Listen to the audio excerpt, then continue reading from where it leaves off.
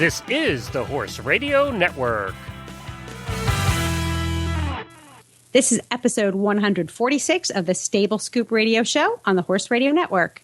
99 Ways Not to Kill Your Horse. Please support our sponsors as they make this show possible. This episode is sponsored by Equestrian Collections. You can visit them for all of your shopping needs at equestriancollections.com. Plus, Uncle Jimmy's. Uncle Jimmy will be on the show today. And you can find them at uncle-jimmys.com. You're not going to want to miss that.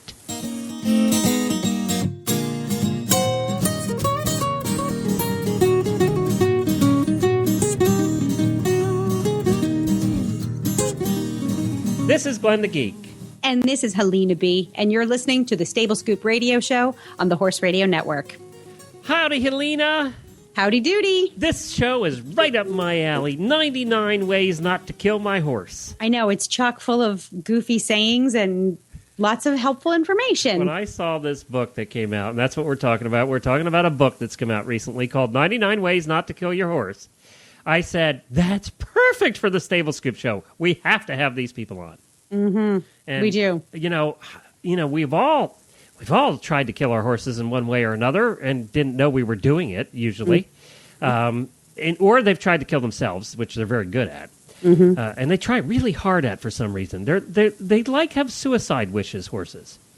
They're kamikaze pilots in horse clothing. I'm convinced of it. Yeah, that's true. That's a good way to put it. If they can, they will. I tell my husband all the time, if they can, they will. And they do. And they will. Yes. And they do. And they do. If they can, they will, and they do. You know, one of the things we do on the morning show is rescue stories, because there's always these rescue stories of horses getting rescued from getting into places they shouldn't be. Mm-hmm. It's amazing the places horses will get themselves into.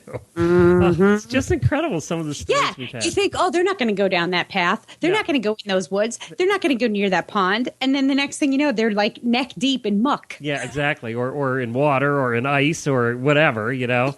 Or hanging out your sunroof. Yeah, exactly. So, I could leave the car door open. That's one rescue I haven't seen yet. Yeah. So we're going to talk to the authors of this book, 99 Ways Not to Kill Your Horse. And they sound like a lot of fun. I'm looking forward to this. They have to be. They wrote a book, 99 Ways Not to Kill Your Horse. And it's sort of a comedy, and it's very light, but they're doing it for a good cause, too. They're actually sharing the profits, and it's a noble cause that they have. And we thought that we had to get them on. They sounded like fun, regardless of the book. And then we're going to speak to Uncle Jimmy. We haven't talked to Uncle Jimmy in a while. No, I haven't seen him since January. You saw him in between them, but we haven't had a good conversation with Uncle Jimmy. And I know he's got some things rolling around at Uncle Jimmy's brand products. I'd be interested to hear what's going on, what's coming out of there. He's got some things rolling around. He makes Uncle Jimmy's hanging balls. Some things rolling. That's pretty good. Hey, I didn't even know I did that. It's a bad pun. Yeah, you made a bad pun. Well, it's Bad Pun Day at the Horse Radio Network. Helena, by the way, we've just started the show, and she's already frustrated with me. So I'm sure this is going to be a lot of fun today because I'm in a mood. You are. You are. I'm in a mood. But before we get to this, to the fun stuff, we have to talk serious here for a minute. We all got together at the Horse Radio Network, which means I did, and then I called everybody and said, you're going to help. But everybody's been a terrific help, including Helena. We are putting together a fundraiser for all of the victims of the tornadoes and floods that have happened recently. This has been the worst year for tornadoes in the history of the United States, and we've just started. The flooding has been, we've had 100-year floods in like almost 20 states, thanks to the Mississippi and several other rivers. And the devastation is just incredible. Tens of thousands of people without homes, or 500 people plus have died. So whole families have perished. And a lot of those are horse people. So what we wanted to do was we wanted to help horse people and non-horse people alike. And the horse community is a giving, caring community. And we wanted to get that community together behind an effort to raise money for a couple of charities. And we Jamie Jennings and I, the host of the Horses in the Morning show, put together a little promo for this. All the hosts of the Horse Radio Network are involved in it. But we put together a little promo to talk about what we're doing, and I think it'll explain it all. So let's take a listen.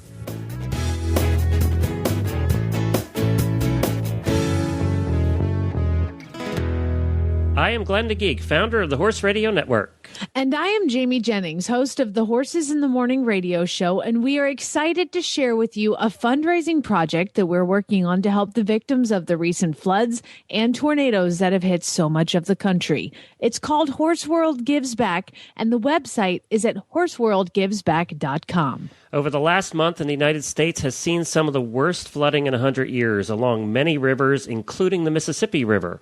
Whole towns have been under 8 feet of water, and a number of farms have been affected is just unimaginable, including many horse farms. Not to mention the devastation that a record number of tornadoes have brought to so many states in the last couple of weeks. Hundreds of lives lost, hundreds of pets lost, and billions of dollars of damage. The Red Cross since March 31st, 2011 has opened over 200 shelters in more than half the country, serving 2.1 million meals and given out more than 1 million aid items. The Red Cross is estimating these relief efforts will run over $41 million. The numbers are staggering and the lives lost irreplaceable. The Horse Radio Network, along with many of its media partners, have started a fundraising campaign for those affected by these recent tragedies. It is called Horse World Gives Back, and it has 2 parts. The first is an online Horse World Gives Back radiothon that will be held Monday, June the 6th, 2011, from 6 to 9 p.m. Eastern.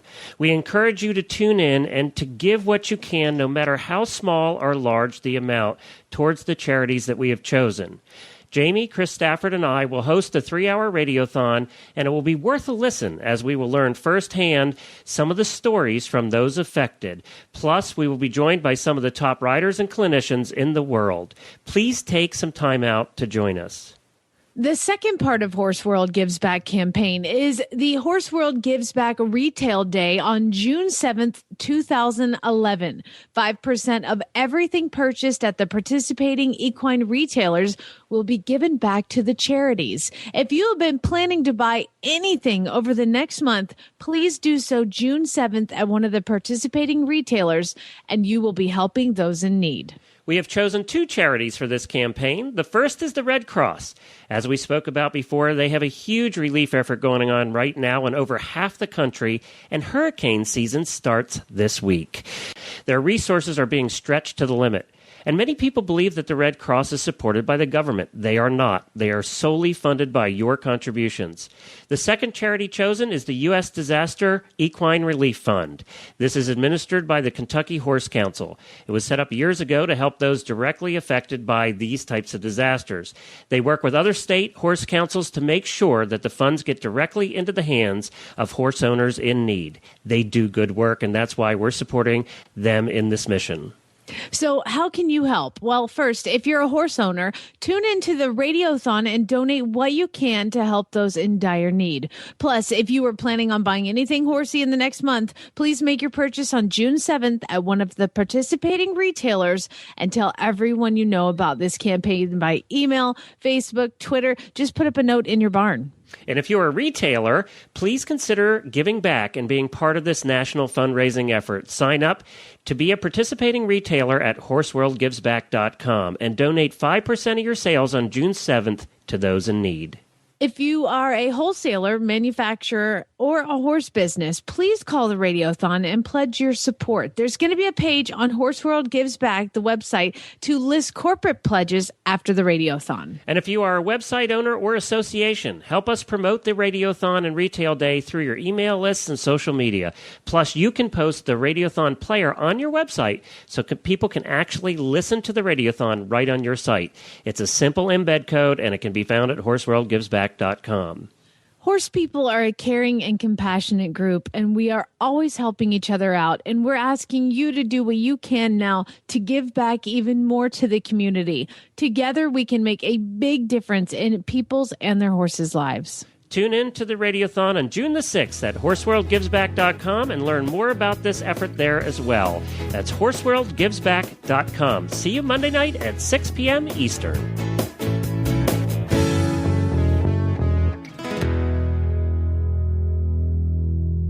Well, Helena, thank you too for all of your help. You've been helping us behind the scenes here, and you're going to be there with us on Monday night for the Radiothon. It's a big endeavor. It's something that that we're probably uniquely positioned to help with here at the Horse Radio Network. One, because we have the contacts to do it, and two, we have the technology to do it. So we have all the resources, and we've got the cojones. Yeah. We got the hanging balls to go out and ask other people for help. And the thing is that our horse community, and I say our horse community, it's global. There's nothing like tapping into your family when you need help, and horse people are like one big extended family. So we know we can count on you guys. We're planning for a lot of guests coming on that night, people that have been affected, rescue workers. We're also going to talk about prevention, and preparedness. How can you be ready for when something like this happens? You know what? All of this has happened, and we're not even in hurricane season yet. And they're predicting, one of the worst hurricane seasons ever. And the way the weather's been going, you have to wonder. So that's something that we haven't even gotten to yet. So we have to start now. And we hope that you join us. Our listeners of Stable Scoop are our most addicted, loyal audience. They've been with us for almost 3 years now, Helena. We love you guys. Do you realize in 6 episodes it's going to be 3 years? I do now. Well, maybe I have the calculation wrong. No, you're right. It's 3 years. Wow. You're right. Yeah. Well, let's take a break for our sponsor, who's been with us almost since the beginning. That's Equestrian Collections. And then we'll come back and we'll talk to our first guests, the authors of 99 Ways Not to Kill Your Horse. My new favorite book. I know. We're going to definitely have them give us some examples of ways not to kill your horse. This book is made for horse husbands. In fact, Equestrian Collections has been with us since the very beginning of Stable Scoop, and we appreciate their support. And there's another thing that they're supporting, and that is Horse World Gives Back. On next Tuesday, that will be June the 7th, they will be donating 5% of all sales back to Horse World Gives Back to benefit those affected by the floods and the tornadoes that have happened in the United States over the last 6 or 8 weeks. We appreciate them supporting that. And you can get a discount by just being a listener of the Horse Radio Network by using the coupon code Radio Show at checkout. Radio Show is the coupon code. Just use that at checkout at equestriancollections.com, and you'll get $10 off your next order of $120 or more.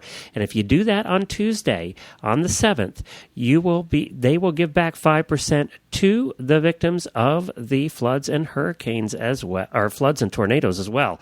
So you get a discount and they give back, and that can all happen if you stop by. If you were planning on buying anything over the next month, stop by to equestriancollections.com. They're one of the participating retailers in the Horse World Gives Back campaign, and we thank you for supporting them and for them supporting the Horse World Gives Back. And that's equestriancollections.com. All right, we're back, and we're going to introduce our guests. We have 2 ladies with us who sound like a lot of fun. Vanessa Taraba. Did I say that right? Taraba, yep. Taraba. And Susie Lytle. No, Taraba. Taraba. Yes, it's Vanessa Taraba. That's right, because I said Taraba sounds like an Italian restaurant. Right. Yeah. It's Susie Lytle is her co-author of this book, 99 Ways Not to Kill Your Horse.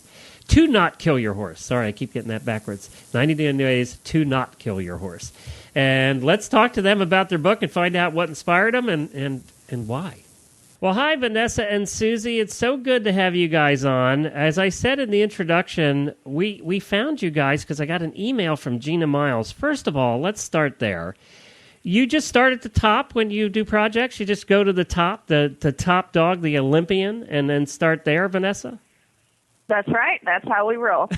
shoot for the stars, land on the moon, And we got the star this time. Well, you certainly did. And, of course, Gina's a good friend of the Horse Radio Network. She's been on every one of our shows. She was one of our first guests here on Stable Scoop almost 3 years ago and has been back on a regular basis. We just get her on to talk to her. We really don't have anything serious to talk to her about, but she's kind enough just to join us.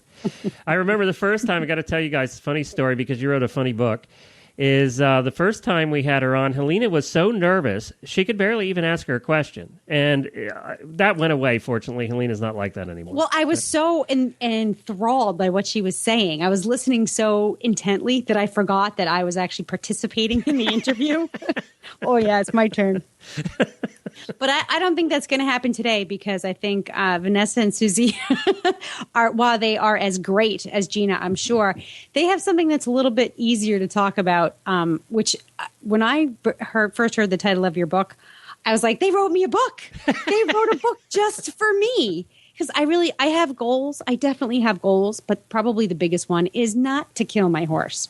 So it was nice to know that there are other people out there who don't want to kill their horses either. Where in the heck did you get this idea from? Because it's fabulous. Well, I've had this idea running around in my head for about a decade now, and it started out as a warm and fuzzy 101 ways to help your horse, and it kind of went through some really lame variations. And then Vanessa and I sat down one day, and we said, you know what, this is not who we are. And I made some joke about, like, yeah, you know, most of the battle about keeping them well is not killing them. And it just kind of evolved over a couple of really good lattes in a coffee shop. And we just kind of sat down and put our heads together and went over the various ways that we have seen people make mistakes or do other, you know, heinous acts, either wittingly or unwittingly, that led to the demise of one or more of their equine partners and, you know, potentially could lead to the demise.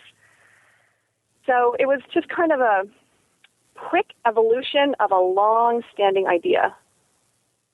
And was it once you got the ball rolling, did it roll fairly easily on its own, or, you know, was there sort of a limited number of things that you went through and then you had to scratch your brains and go out in the field and find other things? Oh, no. We sat down. We actually wrote over 99 ways as far as the different, you know, titles, subtitles of how not to kill your horse. We wrote more than 99, and we had to cut some out, and we did that in one night. And then we spent a couple more days fleshing them out, you know, giving the reasons why. But my husband's a vet, and I work with him all the time, and both of us say horses are trying to kill themselves on a daily basis. Oh, that is so true. And you know what? There's nobody that knows that better than horse husbands, because it always happens when our wives are away. Mm-hmm. It does. It happened to mine. Every single time. My husband is an official horse husband because it happened. And I said to him, there's one thing you have to remember. The golden rule is if they can, they will. Mm-hmm. And they'll try hard, too. Let's add that. That's true.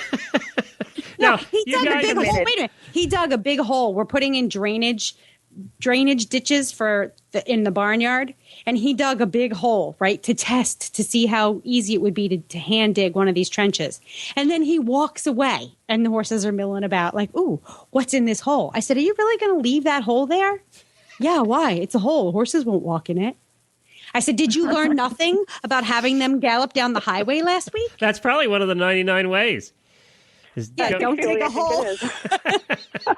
Sorry. But, well, we've already started in our head another 99 ways. There you go. So don't dig a hole. That'll be in it. Hey, you know what you need to do? 99 ways for your horse husband not to kill your horse. That would be a bestseller. It really would. Absolutely. Yeah. Be careful, ladies, because the next thing he's going to suggest is 99 ways to feed your horse husband. That's right. That's important. So it's all about, you know, I'm sorry, but the horse husbands tend to be a little self-centered, even when you're helping us horse wives. You do tend to be, it's all about me. It's all about the food. It's all about how to make my life as a horse husband easier. That is all true, and we are proud of it. Now, guys, I have to ask you, there was no alcoholic beverages consumed in the making of this book? I plead the fifth on that one, sir. I figured there had to be a one or two. So tell us, can you give us some examples of some of the 99 ways, a couple? Susie, do you have them in front of you, or would you like me to go? Oh, you go ahead, Vanessa. Okay, I've got one that says, only give shots or injections to your horse if you really know how to do so. And there are so many reasons for this and not enough time or space here to explain. Bottom line is it is so easy to kill your horse with poor injection administration, incorrect medication choice, and incorrect dose. It's insane to give shots yourself. Simply put, if you do not believe us, ask your veterinarian, how is it possible for me to kill my horse by incorrectly giving him an injection and then watch him or her roll on the ground in laughter as he thinks of all the ways? We have a vet that comes on our morning show once a week, and she's out of Florida, and she's got a sense of humor, too. And this is one of the things she talked about. She actually gave us examples. And it's scary. The one that's supposed to go into muscle ends up in the vein, and, multiple things. Yeah. Or how about it's supposed to go in the vein and, maybe hits an artery? Oh, yeah. Right. Right. One thing that is kind of a sober underlying of this book is that most of these ways have actually worked, in that people have actually killed their horse using these methods. And Vanessa and I have been around horses for so long that we've had the fortune to see many other people make mistakes and then learn to not duplicate them. Mm. And part of my longstanding success as a horse owner has been in watching other people make mistakes and learning. You see someone else burn their finger by touching a hot stove. You go, I guess I won't touch that hot stove. But it's remarkable how many people need to test those theories themselves. And being a wellness practitioner myself, I find it completely abhorrent, untenable, irritating that people will toy with the safety and welfare of their horses when all it takes is usually a good dose of common sense and just a moment to take a pause and say, is this really a good idea? Am I doing this correctly? Down to the seemingly smallest thing can make the difference literally between life and death with these big, powerful animals that are really so fragile. Unfortunately, I'm sorry.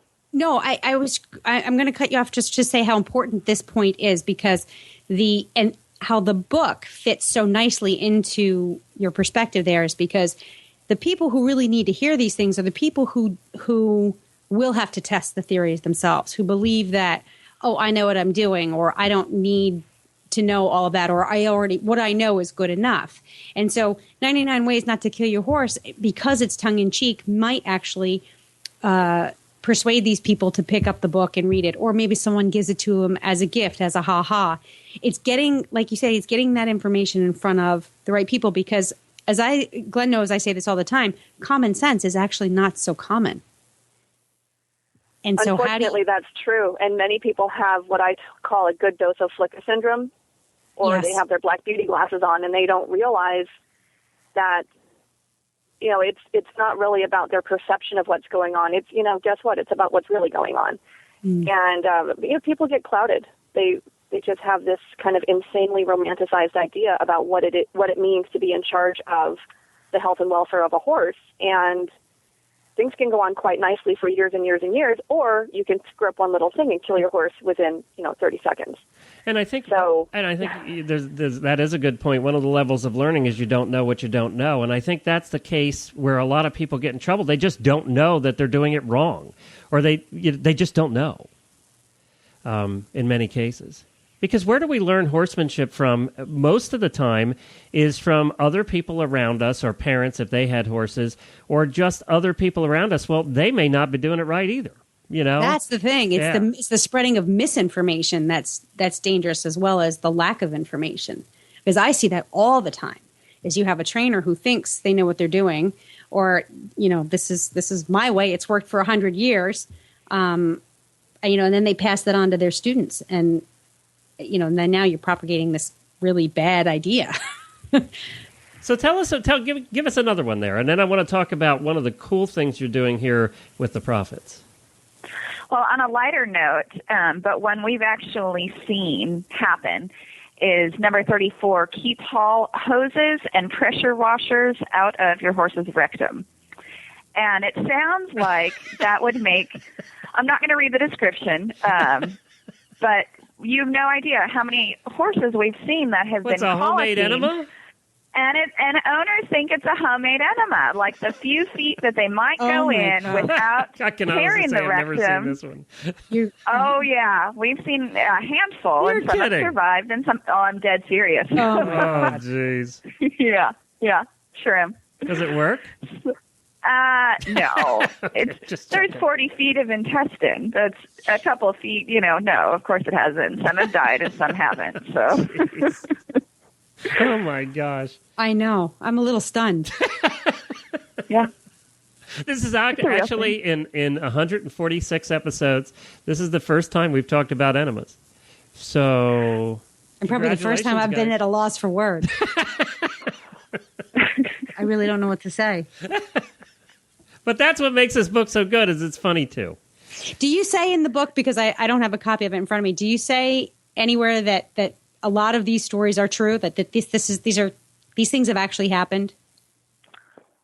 Let me see. I don't remember off the top of my head. Because I would really like anybody reading that book because, I mean, that just shut me up. And I would love to see that. All right, that just goes to show, too, this book is for everyone, not just new horse owners. This is for everyone. This applies to absolutely. anyone. Give us one more. Yeah, Give us one more. One more. And then we'll... There's 99. You can afford one more. Okay. Let me find one. Oh, jeez. Oh, beating on your horse because you are mad is very uncool. Number 96.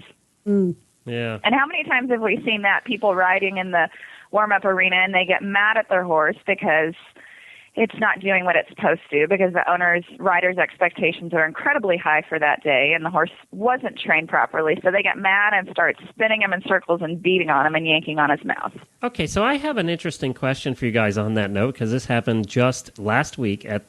We boarded a barn, and so I have an interesting ethical question for you guys, is what do you do when you see one of the other boarders doing just that? And I mean really wailing. Morally, what do you do? Well, as a horseman myself, I need to say, hey, it might be just time to take a break, because whatever you're trying to accomplish isn't going to happen this way. And they might get mad. For example, when I was early 20s, that was a long time ago, walking across a parking lot down by an arena, and lo and behold, there's a guy riding one of my favorite old horses that belonged to a roping buddy of mine. He's beating the horse overhead with a hammer handle. Hello. This is a good old horse who would never turn a foot wrong. And I'm like, what are you doing to Scooter? And he said, read me the riot act basically and walked off. And I learned from that. That wasn't the right way to approach that. Yes, I got full of anger, and yes, I lashed out at the rider, but what happened is that then he rode down the trail around the corner and did whatever it was he was going to do. And I learned from that. See, I'm trainable. And I learned that to approach something in a way that derails the situation is the most effective, humane way to intervene on the horse's behalf. I am the horse's servant. I live to make sure that horses have a better life today than they did yesterday through education of the owners. I can't educate them if I piss them off. So there's a fine line that you have to walk between pointing out what's incredibly obvious, but they can't see because they've got their Flicka glasses on, and reminding them about some common sense. Now, people make mistakes. That happens. And when you can point that out without pointing a finger is when progress is made. So it really depends on the situation, that if I just see some absolute abuse going on, depending on the situation, if it's a kid, I'm going to intervene and say, look, I'm old, you're young, I know, you don't, get off. And if they're older than I am, I might approach it like, wow, your horse is really having a tough time.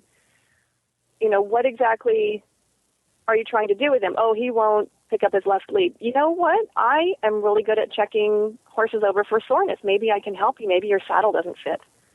Or, maybe I notice he's a little short in the left shoulder. Maybe he can't actually pick up that lead today. And I have to say, you know what? Everything I've learned from horses, I've made that mistake myself. And indeed, I had a horse that wouldn't canter on a particular lead one day. And guess what? He was sore. Did I see that as a kid at the time? No, my stupid horse wouldn't pick up the lead.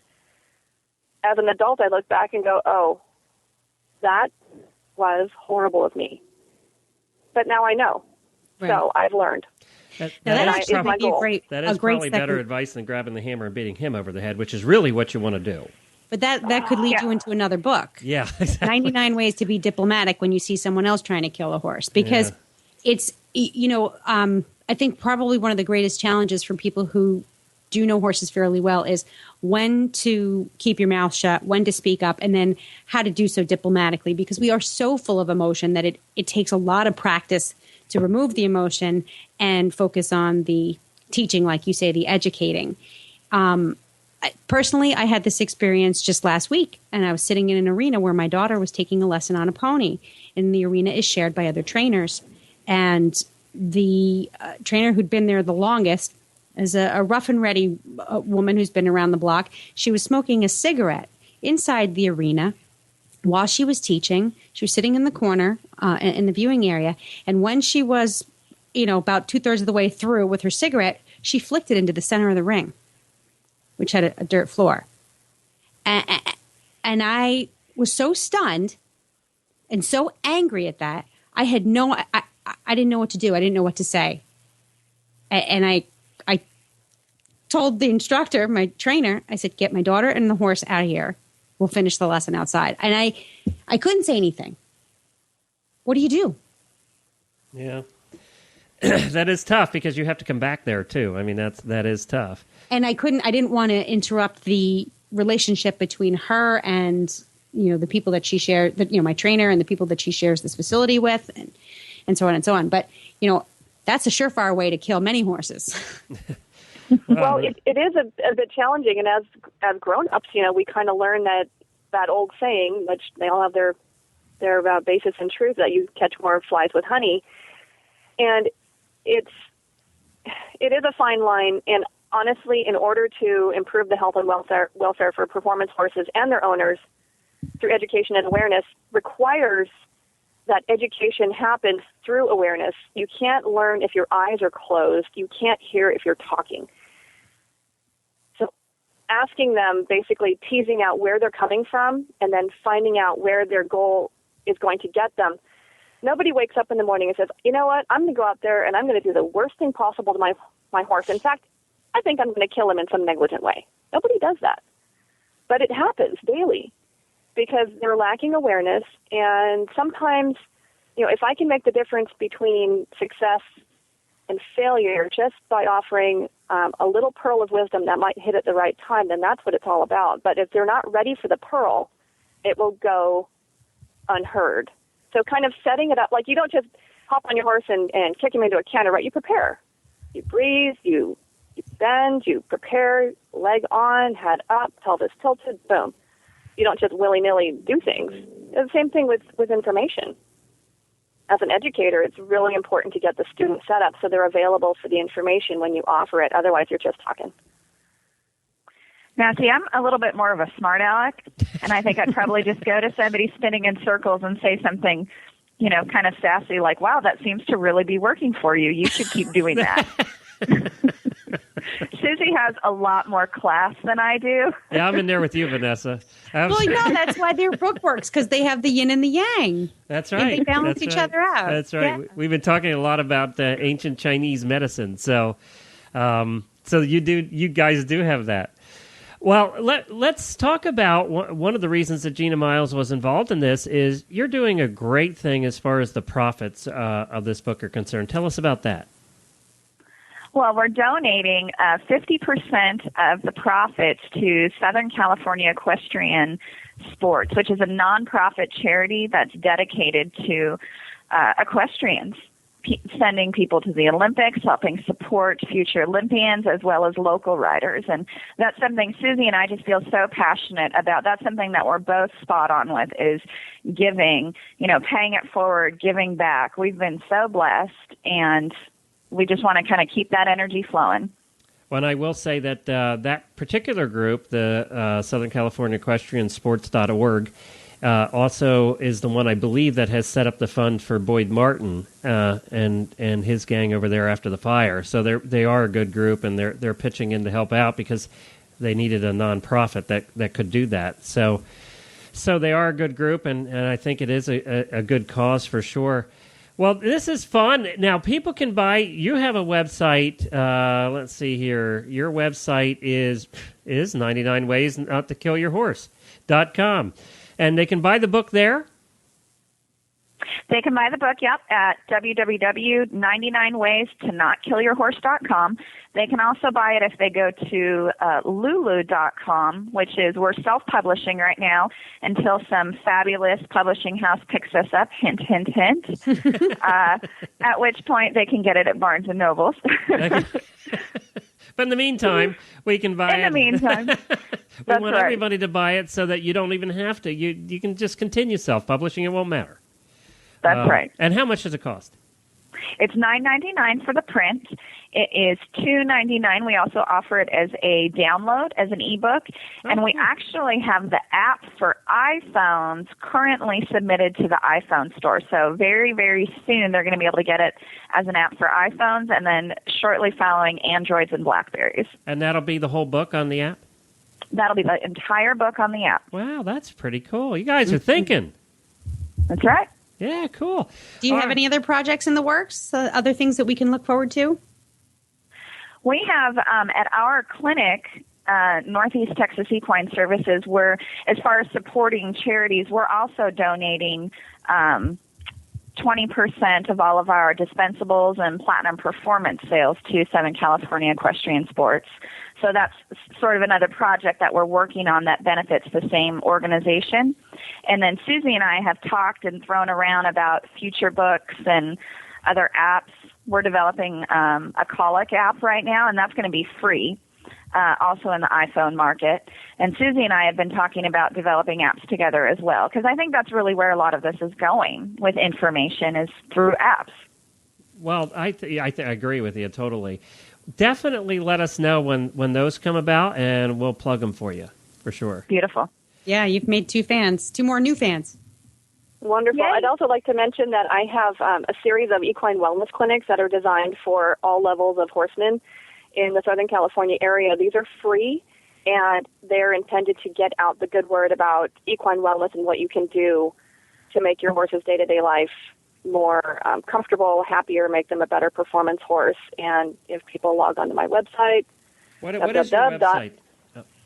It's theworthyhorse.com, theworthyhorse.com, and I have a listing of current clinics and topics coming up, and all I have to do is RSVP, and we get them logged in. I had 75 people at my first wellness clinic. Wow. And a series of smaller under saddle clinics, which of course I don't want 75 people milling around on their horses at one time. And that has been really... That's not a recipe for disaster. But it could be material for your next book. Not to have a clinic. I think you could write an entire book. Just put 75 people and horses in an indoor and see what happens. Oh, but they could do a whole series. Honestly, you could do the 99 Ways Not To series for the horse people, because just, pick a subject and goodness, you could go on and on, especially as someone who specializes in equine bodywork. My goodness, the things you must uncover when you talk to these horses. It offers me many chances to become enlightened and to share enlightenment.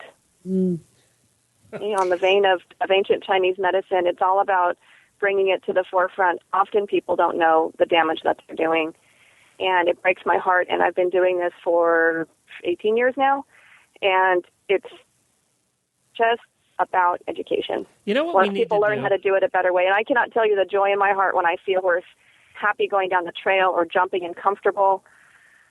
And it just makes a huge difference when I see a horse that is, tail swishing, ear pinning, teeth grinding, turned into a happy camper that loves his job again through a series of small changes that are brought about mostly by awareness. You know what we're going to do here, Susie? I think this would be a terrific idea, Helena. We should get her and Dr. Wendy Ying, and maybe who's the one of the other specialists that we've had on that have been really good. We'll get them all on together and throw a couple of scenarios at them and let them discuss it. I think that would be a fun show. I think that would be a very educational show. Yeah, I do too. I think that would be a lot of fun. Would you be willing to do that, Susie, if we put that together? Oh, that would be such a joy. That would be completely wonderful. Yeah, and if we get our Dr. Wendy Ying's our traditional Chinese medicine, we get a one of our more progressive veterinarians, we get you on the same show and then throw some scenarios at you. I think that would be interesting. That would be really fun, actually. It would be super cool to see the different perspectives between the Chinese medicine, the Western veterinary medicine, and the body worker, and see, where that brings us with a horse, because it's such a team effort. I call myself like the wellness team coordinator because I'm always on my owners about, okay, where's the dental work and what's your shoeing schedule and, what's the turnout program and what vitamins are you feeding? And I mean, I'm just all over it. It would be so cool to get meshed with a team. I'm getting excited about this already. I like it. Write that down, Helena. Again, I was so busy listening to her and smiling so hard. Well, thank you, guys. We appreciate you being on. It's 99 Ways to Not Kill Your Horse. This should probably be required for everybody that begins dating a non-horse person, whether it's male or female. This is the first thing you hand them, and you say, you learn these, I'll quiz you. If you pass the test, there'll be a second date. And there you go. I like it. Isn't that good? I think that's good. You are the idea, man. I'll tell you what, you could sell 1 million books that way. We should have to work on that. All right. Thank you, guys. We appreciate it. Thanks to both of you. It was a pleasure. I love those two. I can't wait to see what they churn out next. They're fun. I really do. Okay. So that's, what did we say? 99 ways to not kill your horse. And here's one good way to make your horse very happy. Talking about horse wellness is to buy him or her one of Uncle Jimmy's brand products. Now let's talk to Uncle Jimmy. And so we have my favorite sponsor on. I know I'm not supposed to say we have favorites, but, that's like a mom saying, I don't have a favorite kid. You can't say it, but you totally know that just like you have one. Balls. No, actually, the squeezy buns are my favorite. But Uncle Jimmy, it's been a while. I'm partial to the pecker-wrecker. Will you stop? He's been doing this to me all day. He won't let me get a word in edgewise because he keeps coming up with these stupid phrases and he thinks they're funny. And honestly, do you have any openings at Uncle Jimmy's, brand products? I could do anything, really. I don't need to host the show. Jennifer so wait likes a minute. the licky things. Stop. Really? All right, let's try it this way. Hello, folks. Uncle Jimmy here. How's it going? Amen. There you go. We haven't seen you since January. Or Glenn, have you seen him before then? I actually saw him at a show here recently, somewhere, Ohio, maybe. Yeah. Oh, right, Equine Affair. Yeah, Equine Affair. Yeah, we saw him at Equine Affair. He was up there promoting his balls. All right, which is what you do when you're Uncle Jimmy. What's new? The only reason we have you on, Jimmy, is so I can make all of these bad jokes. But I happen to actually like your products and think that they're worthwhile. Thank you very large. Lots been going on. We are going to be launching the Uncle Jimmy's Big Licky, which is looks like a licky thing on steroids. It's a 4-pounder. It has its own holder. It's going to be a big hit. We've already have several orders from various distributors around the world, and we're gearing up for that. Now, does that test if it's a big licky on steroids? Will that test or? No, Okay, I didn't. No. Okay. But yeah, it's a big. It's become a big item, and we're pretty happy with it and the way it. Now, will that out. fit in a holder like your other? Like the licky things actually are in a holder. Yes, a this plastic will have holder. it. It has its own holder. It's going to be big. Is it the size of pie plates then? Yeah, it is. It's a small pie plate size, and like I say, it's 4 pounds total. And but I think once everybody sees it, they're really going to like it. I know the distributors have all made mega orders on it already, so we should be shipping here in another couple weeks. Is it made out of the same stuff as the licky things? Yes, sir, it is. Like I say, there's several reasons, too numerous to mention, why we went into this product. But once you see it, I think everyone will get it. And how long will it last? Will it last a long time? Is that the idea? That is another thing. It will last. We know it lasts over a month. My 8 horses, it takes them a good month to get through them, based on 12 hours a day. Well, that's a good thing, Helena, because one of the problems with your products is the horses like them too much, and they go through them pretty quickly. Well, I noticed that you also have the sugar-free licky things and the sugar-free hanging balls. Which I know that I want to get the sugar-free hanging balls for my horse Pie, because he's got plenty of energy and all that, and I know that he likes to be entertained by hanging things. He's a big fan of the squeezy buns, but I can only feed him so many of those a day. So what's the feedback that you're getting on the sugar-free products?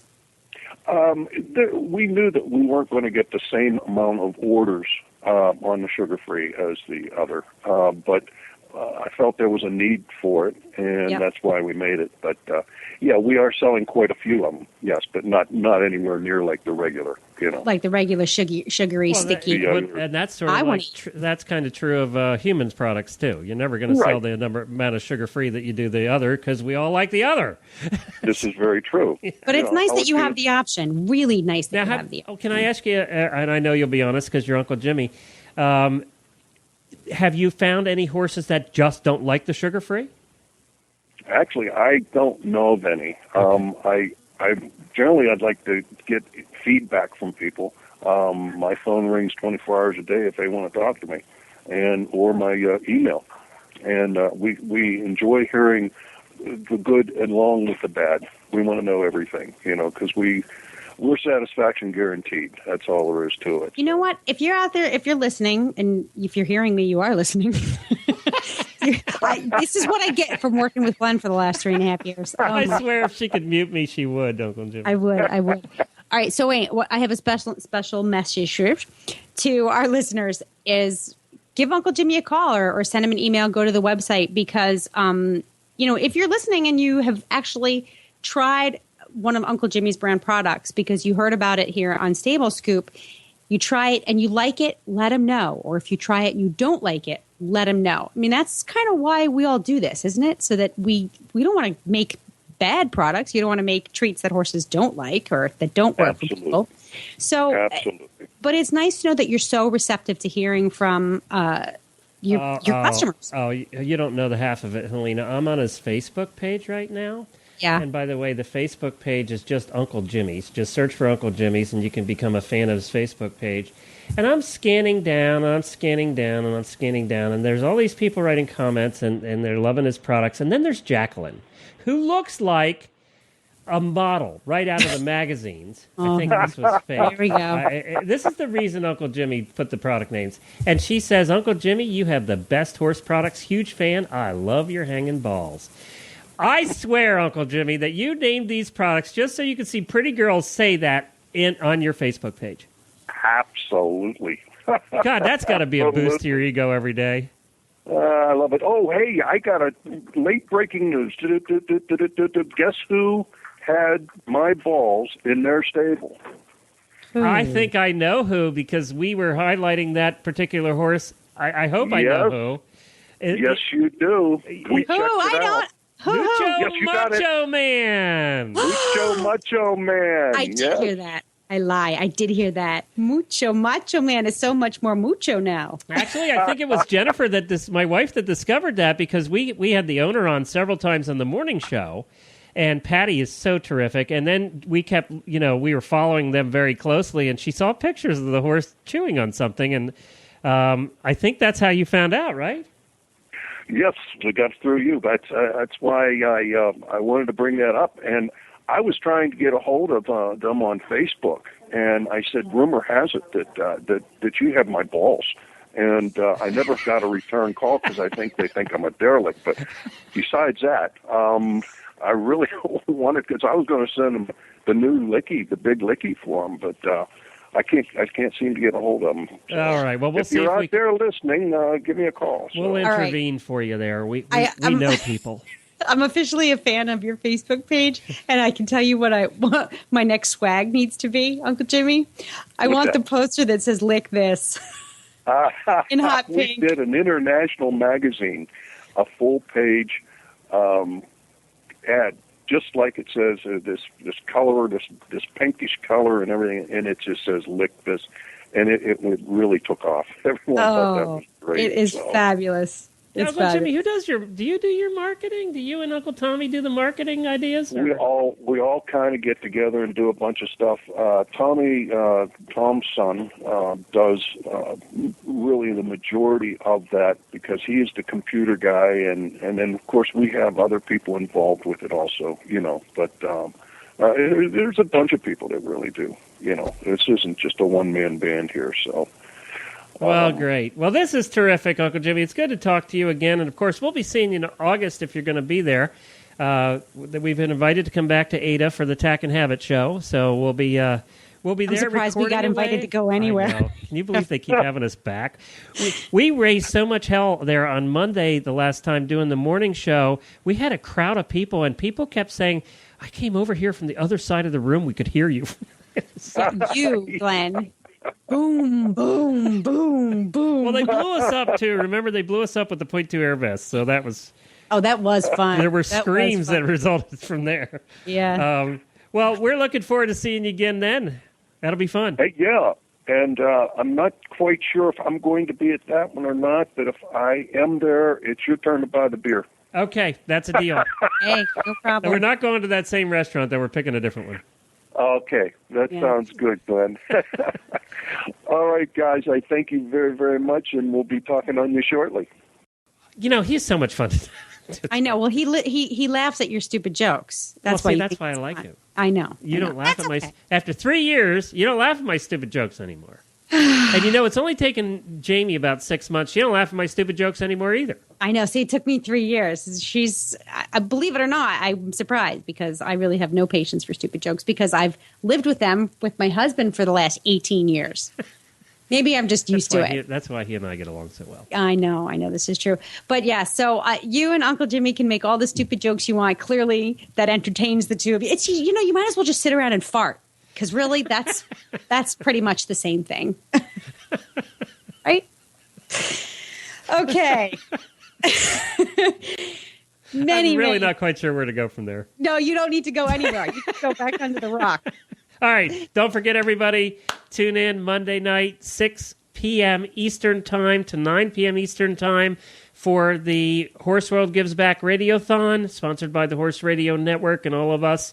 Helena and I and Jamie and Chris will be there, so please join us. Alan and Tammy will be joining us at some point during that evening, and lot of other guests. Tell people where we're going to put the player so that they can log. The player is going to be on every website that the Horse Radio Network has. You can just go to horseradionetwork.com, or you can go to horseworldgivesback.com, and the player will be there. And I think it's also going to be in about 50 affiliate websites around the internet as well. Yes, it will. It will. And we'll also put the player on Facebook, so if you happen to be a Facebook fan of ours, any of the shows, you'll be able to access the player there as well. Because I know a lot of people access our shows through their mobile device via Facebook.